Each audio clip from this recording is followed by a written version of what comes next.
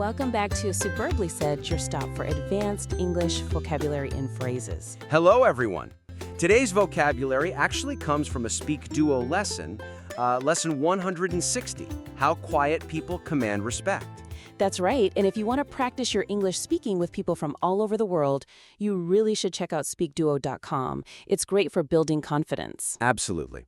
So, today we're diving straight into some advanced phrases. These are perfect for high-level English learners wanting to add nuance to their conversations. First up, competitive advantage. What does that mean exactly? Well, it's a quality that gives someone an edge over others. It's more specific than just having an opportunity or a skill. So the nuance is that competitive advantage really highlights that comparison, that superiority in relation to others, like in the job market or business. Precisely. For instance, you might say, speaking multiple languages can be a strong competitive advantage in international business. It clearly sets you apart. Right. Or, in an IELTS context, someone might discuss what gives people an edge, saying something like, I think creativity and strong communication definitely give job applicants a competitive advantage. Good example. Okay, next phrase. To fill the silence. It's an idiom. To fill the silence. This means to speak just to avoid those quiet, maybe awkward moments, right? Exactly. Now, you might compare it to making small talk, but filling the silence often has a slightly negative feel to it. How so? Well, it suggests speaking more out of nervousness or discomfort rather than genuinely trying to connect through conversation. It can feel a bit forced. Okay, I see. So you might observe a colleague and think, he tends to fill the silence with small talk whenever he gets nervous. Perfect. And thinking about IELTS again, if asked about comfort with silence, someone might admit, well, sometimes I do try to fill the silence, especially if I don't know the people well. It can feel a bit awkward. Makes sense. Okay, next one. To read between the lines. Another great idiom. Yes, this means understanding the hidden meaning, what's not explicitly said. It goes beyond just listening carefully. So it requires more interpretation, like picking up on unspoken hints or feelings? Exactly. You're inferring intent or emotion. For example, in a work context, someone might say, with this particular manager, you really have to read between the lines to figure out what she actually wants. Got it. It's about that intuition in conversation.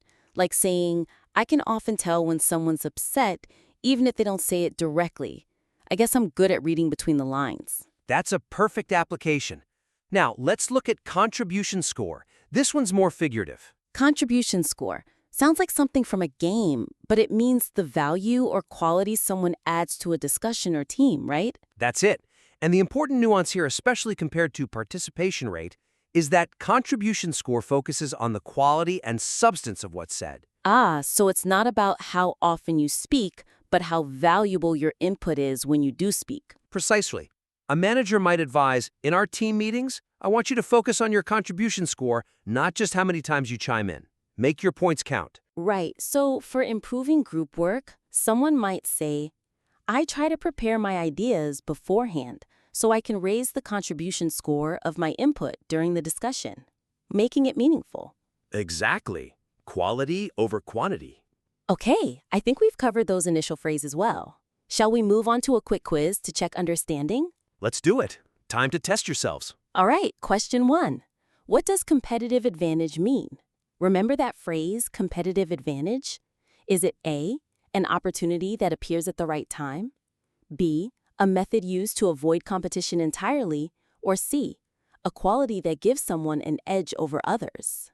Feel free to pause if you need a moment to think. Okay, the answer for competitive advantage is C, a quality that gives someone an edge over others. Remember, it's about that superior quality in a competitive setting, like having multiple languages for a global job. Question 2.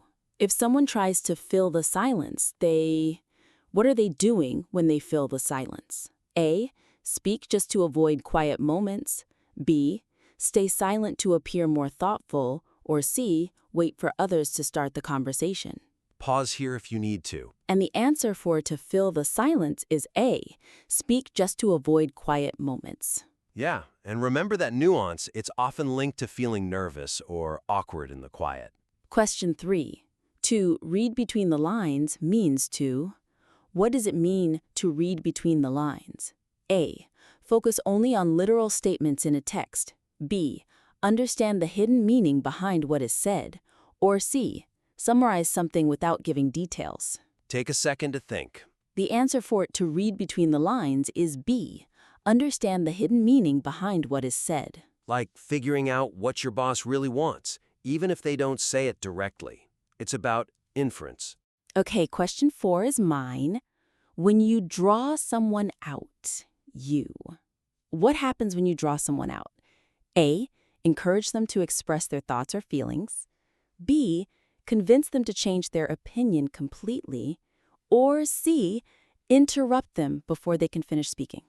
Pause if you need to. The answer for to draw someone out is A. Encourage them to express their thoughts or feelings, usually someone who is quiet or shy. Right, a useful skill in conversations. Okay, question 5. To speak up means to... What does speak up mean? A. Talk quietly to avoid drawing attention. B. Express an opinion confidently and publicly. Or C. Repeat what others have already said. Pause and think. The answer for to speak up is B. Express an opinion confidently and publicly. Don't be afraid to speak up. Good one. Question 6. If something has more impact than another thing, what does has more impact than signify? A. Takes longer to create any visible change.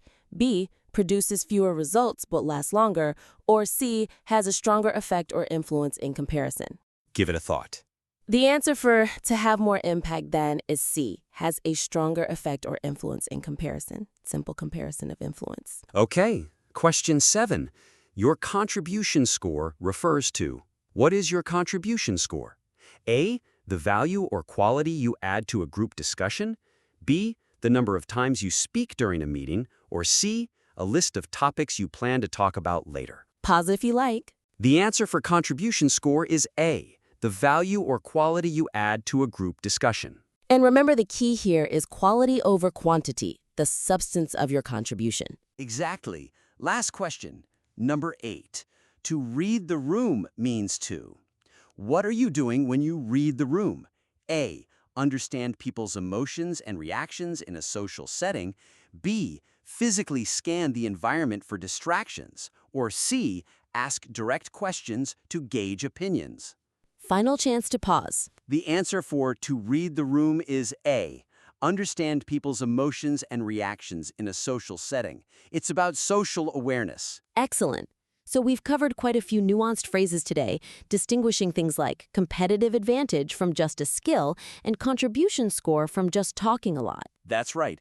The goal is to really grasp those subtle differences to elevate your English.